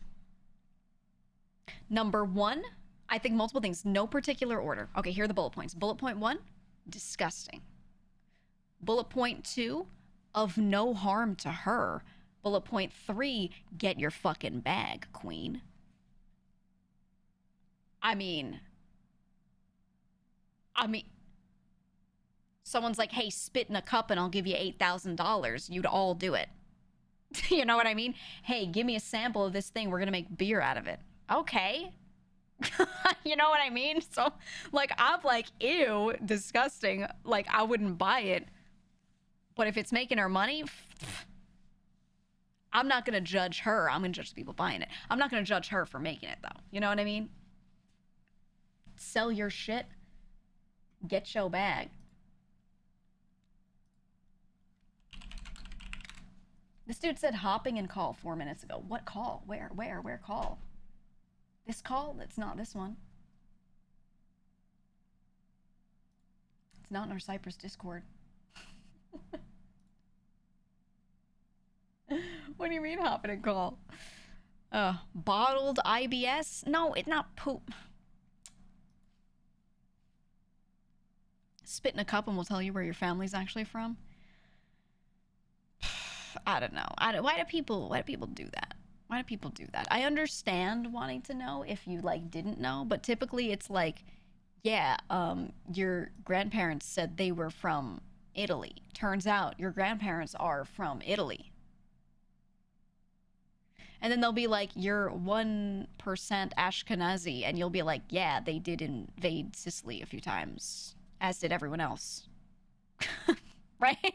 You know what I mean? Like, it's all shit we knew was probably likely anyway. So, like, you're 0.5% Cherokee. Okay, yeah, well, my people settled very early. So, like, they tell you all this stuff that's just like, you should have known. I think it's useful for people that maybe had no information on that. But I think a lot of people did know. So if you didn't know, do it, but it just kind of confirms like shit that most people already knew. I don't know, man. Without doing the spit thing, as far back as like the 1860s. Yeah, I know real far back for me. So I'm like chilling. Lucky. No desk. Chair or cat tree? You must choose. Okay. Oh, there you go. He's in call. Oi, What oi, oi. up? What up? What up, what up, what up? What up? What up, what up, What up? what up? Hey, what's your like favorite flavor of like soap or scent or anything? What's the best one? Personally, I don't really eat soap. It's not Why- really my why not? go-to snack. Have you tried recently? No. I could Oh. try. Well, with Cheeky soap, let me tell you, it comes in a lot of flavors. We got Pulp Francis, we got Absolute Cinnamon, Touch Grass, Lo-Fi Lavender. Define we. Use my code. All right. Look, I'm just saying. My friend ate the soap. My friend and I Is got it this. stinky? It smells really nice, and the thing is, it smells like too nice. It smells too delicious. So on Monday, I did the stream, and my friend he was like smelling it, and he was like, oh, the scent Lo-Fi Lavender smells so nice, and then he ate the soap. He bit the soap, and now I'm asking my chat about what soap flavor is the most delicious in their mind. Probably mint. I'd eat some mint soap. Yeah, would you? Wouldn't be like toothpastey for you? I mean, I wouldn't love it, but it'd be like eating a mint, And it's like mints aren't like my favorite snack, Right. I don't eat them because I'm hungry. I don't eat them because I'm like, ooh, I could go for a mint right now. It's Right. just like ease of access. My mouth will taste pretty good after Yeah. and Yeah. smell pretty good after. Okay, fair. I'm know? down with that. I would eat the mint soap too, to be honest. What else? What other kind of flavors are there? Scents, flavors. Let me get you the full catalog actually. Yeah, let me get the whole thing. Yeah, I just have to open usecheeky.com/pages/GEEGA just to check these real quick. Absolutely, yeah. Just a few. Fuck, Yeah, what was that? Lo-Fi. I fucked up the URL. What was it? It was usecheeky.com/pages/GEEGA. Oh, okay, good. That's the one I'm on right now. To look yeah, up almost fucked it for a second these there. 6 delicious flavors. Yeah, Lo-Fi Lavender, a blend of lavender and honey. Ooh. Actually, this might be Ooh. for you. Touch Grass is peppermint and tea tree. Okay, I don't know. Why is that one for me? Well, peppermint, I just touched grass. Yeah, but when was the last time you ate some? Mmm. You got me there. There you go. You got me there. There you go. Amen to that. That's what I'm saying. They got Pulp Francis, sweet citrus. They got Absolute Cinnamon, Spope, which is eucalyptus and citrus. Spope. And then they got Just Soap, which smells like nothing. Mmm. Just soap? Just Soap. That's my favorite one. My cats get real offended when my hands smell like anything, so my like, fuck favorite that, I'm not scent is doing that. Just Soap. I like that. Yeah. I could get behind some just soap or some peppermint. I think you're right. Yeah. That's my shower Bro, what the bars. fuck are y'all talking about? I was waiting for you to unmute. I was like, this guy's he's gotta be here. Hey, let's make some drugs. Let's make What? some goddamn drugs. Let's make some drugs.